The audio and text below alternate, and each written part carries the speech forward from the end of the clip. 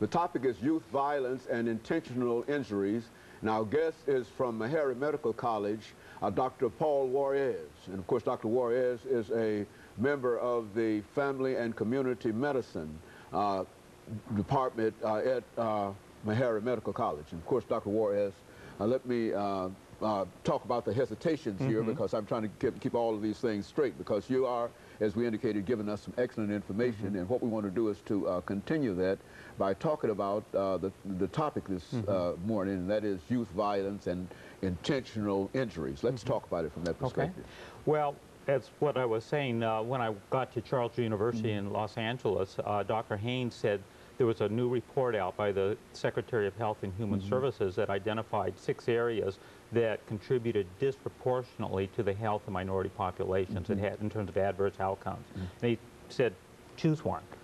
And with my background in juvenile corrections and in terms of working with youth, I decided to choose an area that they're calling intentional injuries, which is violence. And it's not just youth violence. The topic really deals with everything from child abuse to intimate partner violence, youth violence, to elder abuse, to sexual assault and rape as well. And those are the major categories.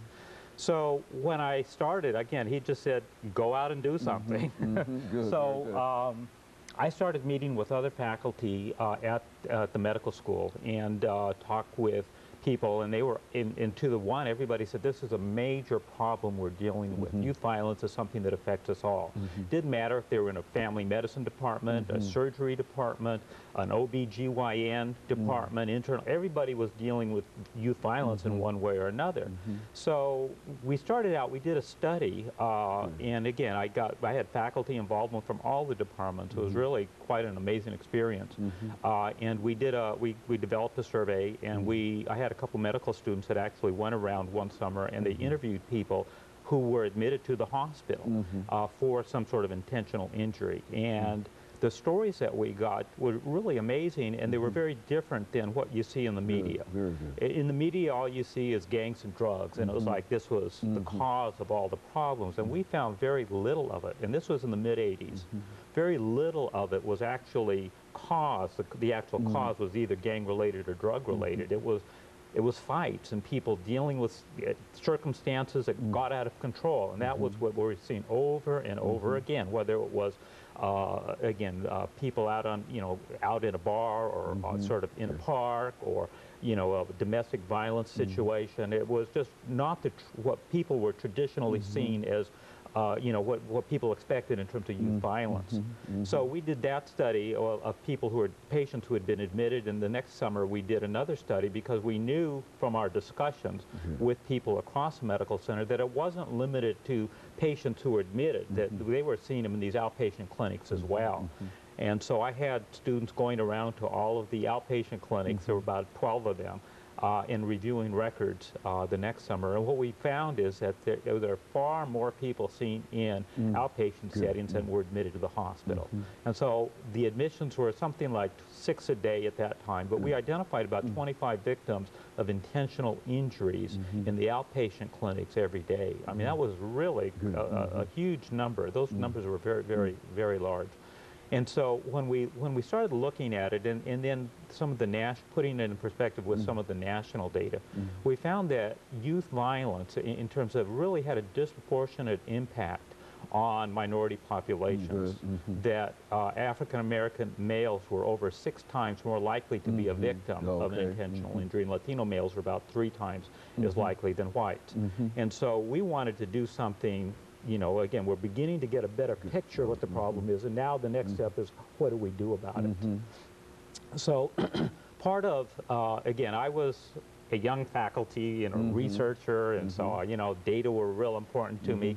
But one day I went into the hospital. It was a Monday morning. I was going up to the trauma center because that's the nurse coordinator there kept a log of all the admissions and people that were seen or admitted over the weekend. And I was shocked because the hallways, it was like 8 o'clock in the morning, and the hallways were full of people, just lined with people, families, and they don't usually allow children up on the upper wards. And I was really puzzled, so I asked a social worker, I said, what's going on? And she said, Paul, it was a bad weekend. Oh, mhm. And I said, you know, what do you mean? And she said, these are people who are waiting to see if their loved ones are going to survive. They're in the intensive care unit. And I went back out and I looked up and down the hall and I was just flabbergasted and started talking to some of the people about what was going on. It was just an amazing experience.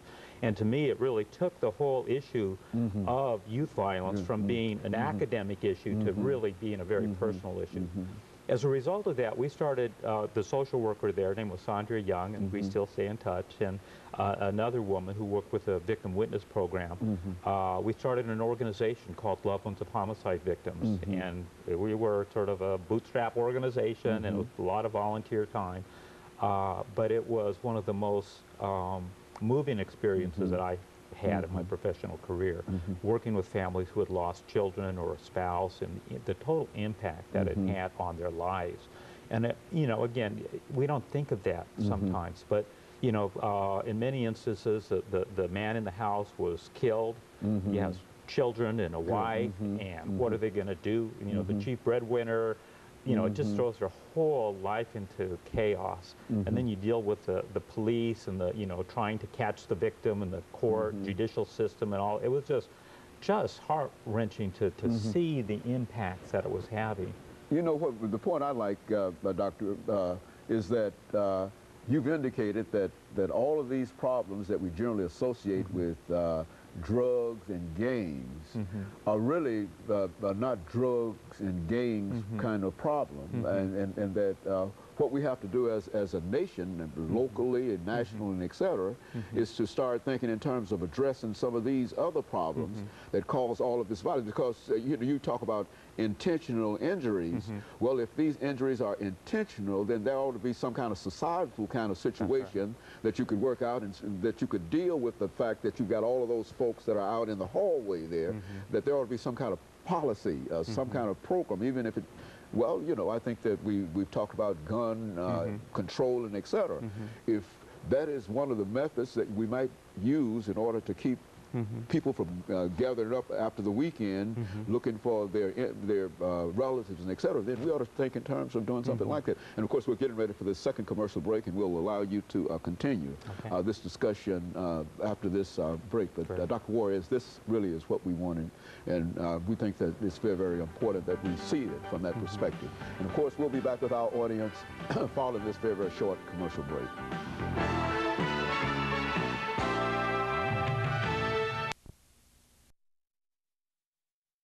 Is Dr.